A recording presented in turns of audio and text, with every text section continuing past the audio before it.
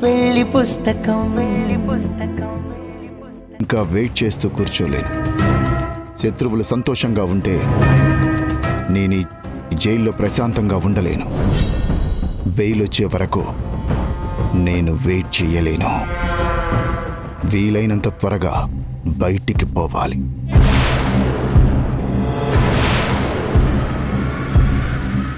Bail రాకుండా బయటికి ఎలా వెళ్తావన్నా? ఇక్కడ నీకు తెలిసిన వాళ్ళు ఎవరైనా ఉన్నారా?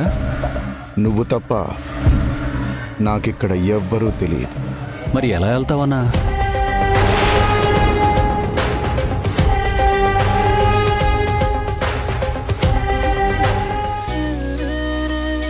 నిహారిక ఆంటీ పప్ప చందు అంకుల్ని తీసుకురాగానే అందరూ షాక్ అయ్యారు.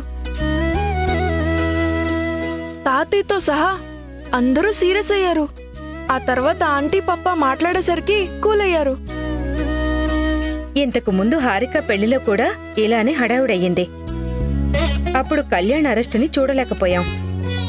ఇప్పుడు అక్క చెల్లెళ్ల ప్రేమని చూడలేకపోతున్నాం. పోన్లే, ఏదైతే ఏంటి, తనూజ ప్రేమించిన అబ్బాయితో పెళ్లి జరిగింది. తనూజ కుటుంబం కోసం ఎంత ఆలోచించిందో నిహారిక తనూజ కోసం అంతకంటే ఎక్కువ ఆలోచించారు. అక్కడున్న అందరూ నిహారికని పొగుడుతుంటే నిహారిక మాత్రం మీ అల్లుడి గారి గురించి గొప్పగా చెప్పింది. మా అల్లుడు మంచితనాన్ని ఎక్కడికెళ్ళినా ఎవరైనా సరే పొగడాల్సిందే.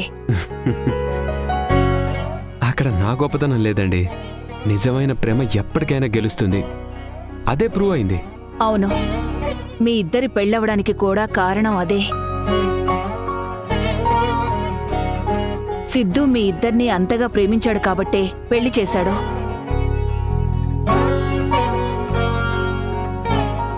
చిన్న చిన్న మనస్పర్ధలు ఎన్నొచ్చినా ఆ ప్రేమే మీ ఇద్దరిని ఎప్పటికీ కలిపుంచుతుంది.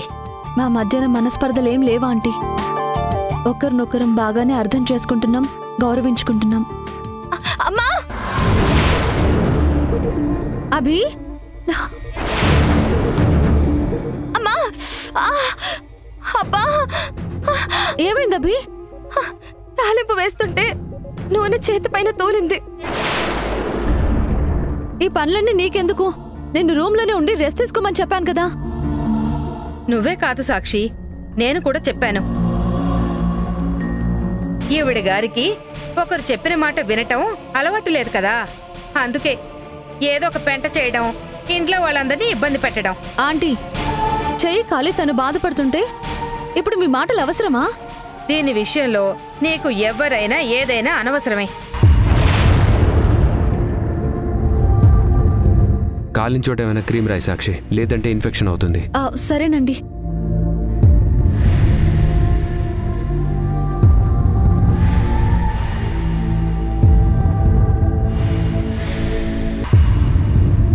అలా కాదు సాక్షి, నాకివ్వు, నేను రాస్తాను.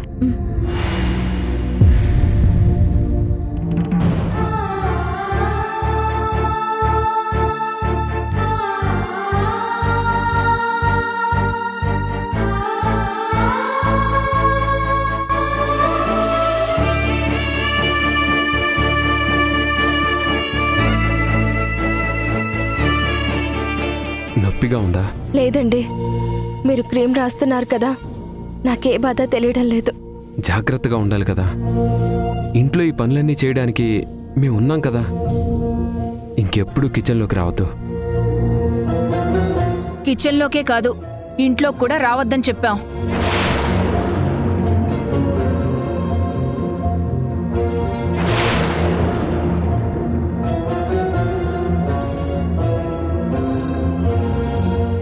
మా మాట నువ్వు వినవు, ఆమె విందు. మీ ఇద్దరిని చూడలేకపోతున్నావు.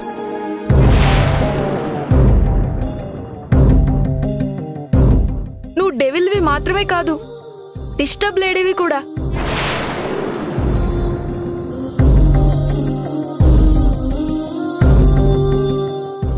ఉదయం నుండి రూమ్లోనే ఉంటే బోర్ కొట్టింది. అందుకే మీరు వచ్చేలోపు ఏదైనా ప్రిపేర్ చేద్దామని వచ్చాను. నువ్వు రెస్ట్ తీసుకోవడం తప్ప నాకేం వద్దు అభిలాష. అసలే నీ ఆరోగ్యం బాగోలేదు. ఇలాంటి చిన్న చిన్న గాయాలు ఇంకా ప్రమాదంగా మారతాయి. మీరు పెట్టింది తింటూ ఎప్పుడు గదిలోనే పడుకునుంటే నాకే గిల్టీగా బోరింగ్గా అనిపిస్తుంది. నువ్వు రెస్ట్ తీసుకోకపోవడం వల్లే అందరికీ ప్రాబ్లం అవుతుంది. మళ్ళీ రిపీట్ చేయొద్దు.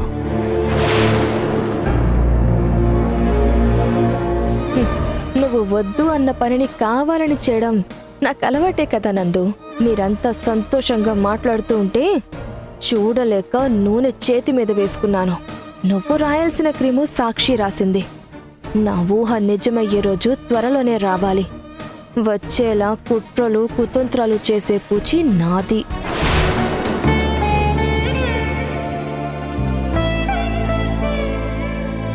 నువ్వు రూమ్కెళ్ళు, నేను వస్తాను.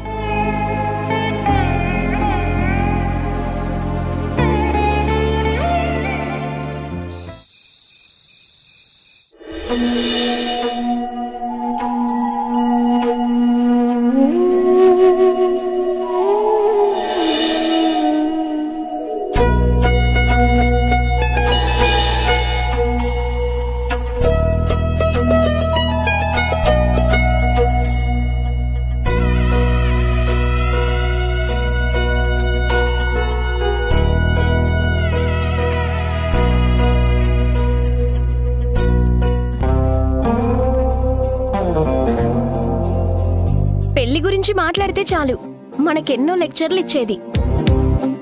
అలాంటిది ఇప్పుడు శోభనానికి మన చేతే రెడీ చేయించుకుంటుంది. అది మీ అదృష్టం బేబీ. ఇలా రెడీ చేస్తే మీకు కూడా తొందరగా పెళ్ళైపోతుందన్నమాట. ఓ లవ్ చేసిన వాడు మొగుడయ్యాడు కదా, ఇప్పుడు ఎన్నైనా చెప్తావు, ఏ జోక్స్ అయినా వేస్తావు. ఏంటి తనుజ, రిసెప్షన్ ఫంక్షన్ కి రెడీ అవుతున్నట్టు అంత ఆనందంగా ఉన్నారేంటి? నీకు కొత్తగా పెళ్ళయిందని మర్చిపోయావా? అలా అని కాదక్క, ఊరికే ఇదిగో వీళ్ళు జోక్స్ వేస్తుంటే నేను కౌంటర్ ఇస్తున్నాను అంతే. తనుజ పెళ్లికి కొత్త కానీ ప్రేమకి కాదు కదక్కా. అందుకే సిగ్గు మొహమాటం లాంటివి ఫీలింగ్స్ లేకుండా చాలా కూల్గా ఉంది. లవ్ మ్యారేజ్ లో ఉన్న కంఫర్ట్ అదే, అంతేనా తనుజ? సైలెంట్ గా ఉంటారా? ఈ రోజు నుండి నీ జీవితంలో కొత్త చాప్టర్ స్టార్ట్ అవబోతోంది. నీకంటూ ఒక ఫ్యామిలీ క్రియేట్ అయినా నేను ఎప్పుడూ నీకు సపోర్ట్ చేస్తూనే ఉంటాను. చందు లాంటి మనిషి వల్ల ఎప్పుడు నీకు ఏ ప్రాబ్లం ఉండదని నాకు తెలుసు. బట్ ఊపిరి ఉన్నంత కాలం నువ్వు నా బాధ్యత అని మర్చిపోవద్దు. ఎప్పటికీ మర్చిపోనక్క. నేను ఊపిరితో ఉన్నానంటే దానికి కారణం నువ్వే. నీ ఆశీర్వాదం వల్లే చందు లాంటి మంచి వ్యక్తి నాకు భర్త అయ్యాడు. అక్క, డాడ్ చందు గురించి ఏమైనా అడిగారా? ఆయనకి మనస్ఫూర్తిగా మనం తీసుకునే డెసిషన్ ఓకేనా? అవును తనుజ, ఆయన చాలా సంతృప్తిగా ఉన్నారు. నువ్విక దేని గురించి ఆలోచించొద్దు. ప్రేమతో మీ జీవితాన్ని మొదలుపెట్టారు. అదే ప్రేమని జీవితాంతం కంటిన్యూ చేయండి. నేను ఉన్నంత కాలం మీ జీవితంలో సంతోషం ఉండదు, ఉండనివ్వను.